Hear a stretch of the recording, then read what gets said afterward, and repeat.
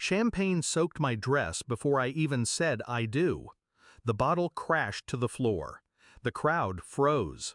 My sister stood center stage, red-faced and smirking. She pointed at me like I was a villain in her story. "This is what you get for acting like you're better." Then came the cake, 3 tiers of white velvet crushed by her bare hands. Gasps, silence, shattered porcelain. And then my mother, stepping in like it was all a therapy session. "She just needs to let it out." She hugged her, while I stood there, dripping in champagne and silence. I said nothing, not then. But that night, while they laughed in the kitchen, I did what no one expected. I pulled the tuition deposit for my sister's out-of-state college, canceled the wire transfer, flagged her account as suspicious activity. I froze the lease co-signed in my name. The apartment she toured last month? Gone. Voided. By morning, she had no dorm, no apartment, no plan A. But at 7:30 a.m., they got the real news. And that was the part I'd been saving. Growing up, it was always her. Emily cried louder. Emily needed more.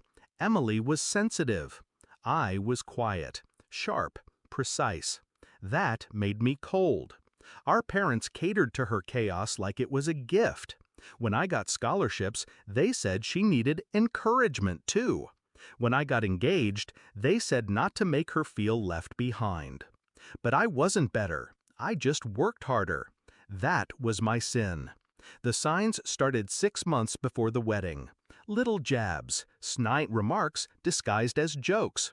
"Wow, who knew you'd be the first one married? Your fiancé's cute. I'd flirt with him if he weren't so stiff." I let it go. Family, right? Then came the dress fitting. She wore white. I asked why. She rolled her eyes.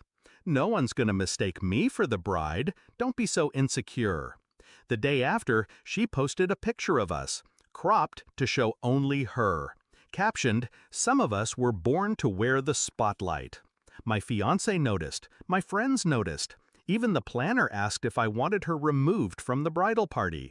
I didn't, because I needed her close. She thought I was soft because I stayed quiet, but I wasn't soft. I was patient. That night, after the wreckage, she passed out in my mother's guest room, drunk, unapologetic.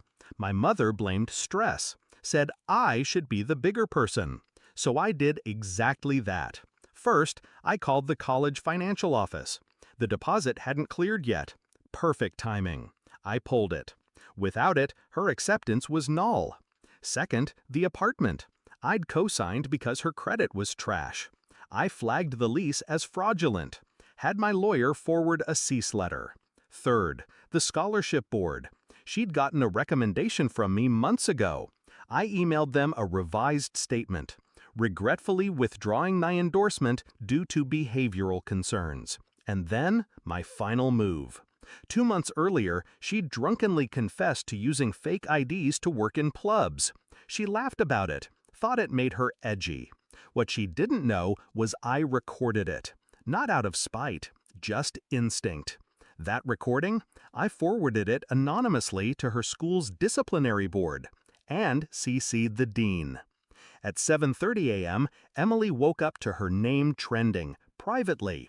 Calls from the housing office, a revoked acceptance letter, a text from her advisor saying they were reviewing eligibility. She ran to my mother's room, sobbing. I was already gone. Checked into a suite downtown with my new husband. They called me 5 times. I didn't pick up. Then came the email. Subject, "Why are you doing this?" I didn't respond. The confrontation came a week later. She stormed into my condo, eyes bloodshot, voice shaking. "You ruin everything!" I sipped my coffee, calm, composed. "No, Emily, you did that." She blinked. No witty comeback, no screaming, just silence. That was new. My mother followed up hours later, accused me of being cruel, said Emily was just acting out. I reminded her the damage wasn't emotional, it was financial, documented, traceable, earned.